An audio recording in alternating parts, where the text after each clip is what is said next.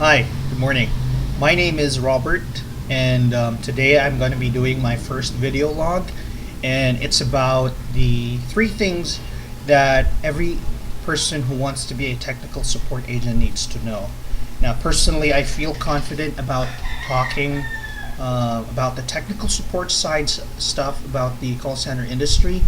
In the Philippines, there are three different or three commonly well-known call center jobs, which is technical support, customer service, and sales. I feel more confident in speaking about the first one because I've worked in the call center industry for 5 years, and I spent around 3.5 years of that as a TSR, or a technical support representative, for a gaming console as well as an internet company. So, couple of things. I've spoken to a couple of people who want to become call center agents themselves, and a lot of them are a little bit apprehensive about becoming technical support agents, not just because of the high pay. They are quite aware that among the three call center jobs I've mentioned, technical support is the one with the highest pay, although it depends on the company. But generally, it's the one with the highest pay because it's the one they believe has the most complex, most complicated job to do. Personally, I believe that technical support is the simplest job to do out of the three, because all you have to because what you do is you answer we give answers to specific questions that people have without having to elaborate so much, and you always have a knowledge base article ready. As a technical support agent, you basically read a script, so you don't have to, try to improvise a lot as compared to what if you're a sales agent or you're a customer service agent. Now, I'd like to discuss, to begin with, one of the misconceptions about technical support agents is you have to be tech savvy. So I've spoken to a lot of people and encouraged them to, because they want to become call center agents themselves. And what they usually answer if I tried, why don't you try out becoming a TSR for this internet company or this gaming console or this cable TV company? And they say, well, I'm not that tech savvy. I don't know a lot of stuff about that. But you see, the thing is, it's not really about being tech savvy. It does give you an advantage because going through the training and stuff like that, you don't have to absorb a lot of stuff because you already know most of the stuff that you're going to be taught. But it's not necessarily what's going to make you a great technical support agent. Let me give you an example. My first technical support job, or my first call center job, was a technical support agent for a gaming console. Now, I've never really played a lot on this gaming console, so and in training, during my application, I was with a couple of people who were really experts, if I could call them experts, at this particular console. It's probably why they applied to that job. So they knew a lot about it. So in the training phase, they had less difficulty in trying to absorb information as compared to the rest of us who knew little about this gaming console, because they played with it a lot, and they know a lot of stuff about it. So in the training phase, they did better.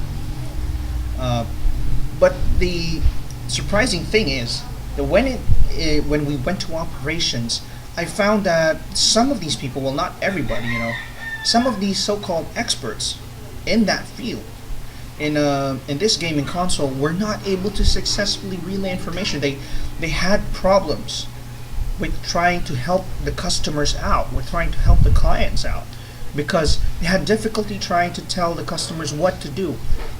I actually found some of them even frustrated. Why doesn't the customer get this? And so it brings me to my first point.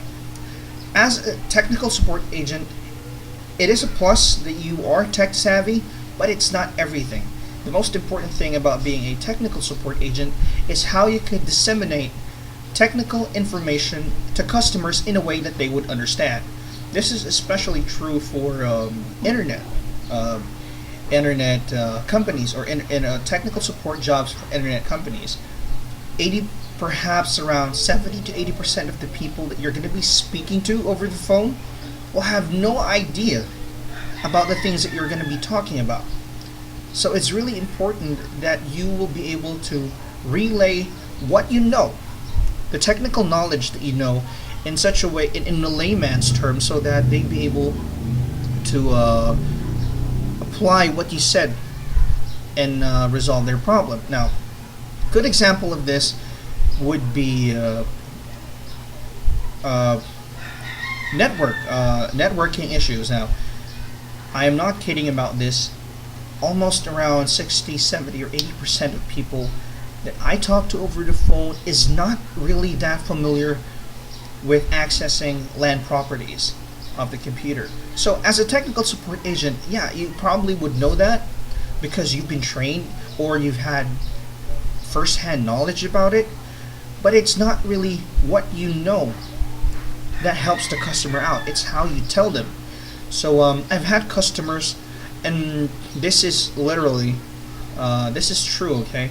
I've had customers who don't even know where the start button is, especially with Windows 7 and Windows 8. A lot of people don't even know what the start button is because you don't see it anymore. And Windows 7, you still got a little, in Windows XP and older versions, you've got the word start on the bottom left corner of the screen, so make it easy to figure it out. But in newer versions of Windows, you don't have it anymore. So it's how you describe, it's how you relay the information that's important.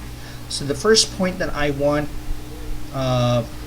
people, potential or hopeful candidates to know, is that it's not about being tech savvy. It's about having the ability to relay information in a way that they would understand. Second thing that I would like that you would want to know in becoming a technical support agent is multitasking. Generally, as a customer, as a call center agent, you would want to know, you would want to be good at multitasking because you're going to be doing a couple of things at the same time. So, but with technical support, you're going to probably do it a lot more. As while you're speaking to the customer, you'd probably be, especially with internet connections, you'd probably be, checking their ping, or and probably be documenting stuff at the same time. So if you're not good at multitasking, what's going to happen is while you're doing, while you're documenting or trying to do a ping check for their internet connection, what's going to happen is you're going to leave them, you're going to be silent and produce dead air for a couple of seconds, probably a minute or two, and that's not a good thing, because as a customer, if you put yourself in the shoes of the customers, if I don't hear anything from the person, from the technical support agent I'm speaking to for the next couple of seconds or even a couple of minutes, then I'm having this impression that that guy doesn't really know what he's doing because he's silent. He doesn't tell me anything. So it's a good thing to talk to your customers while you're trying to fix their problem on your side. So they would still have this reassurance that, hey, I know what I'm doing, and I can help you out with your problem, and I'm currently working out issues for your problem. Now, you don't have to say everything, but it's a good thing to get back to them every once in a while, just to assure them that, hey, I'm the guy for the job. Now, finally, the third point that I want everybody to know is about building rapport with the customer. Now, a lot of people who enter the call center industry, especially the technical support side, think so little about building rapport with the customer because, well, it's technical support. You just gotta give them answers to their problems. You just gotta read the script and tell them about stuff. So you don't really have to build that much rapport with the customer as compared to if you were doing it in customer service side or in sales where you really have to get the customer to like you. But honestly, it's a really important factor in being a successful technical support agent as well.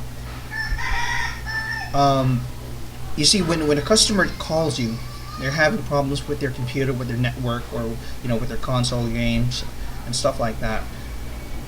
There is this reassuring feeling that you get when you're actually being helped by a human being rather than by reading a knowledge-based article online or by talking to an IVR or a computer tone or computer voice, because there's something about hearing the voice of a person and assuring you, getting to know that person more, that tells you everything's gonna be all right. So it's a good thing that as a technical support agent, you're able to build some rapport. I'm not saying that you really have, to get the customer's favor, but at least show in your voice or show in the way you talk, that choosing the words you're saying, that aside from being that you're the guy from the job, that that person really matters to you, and that gives him that reassurance.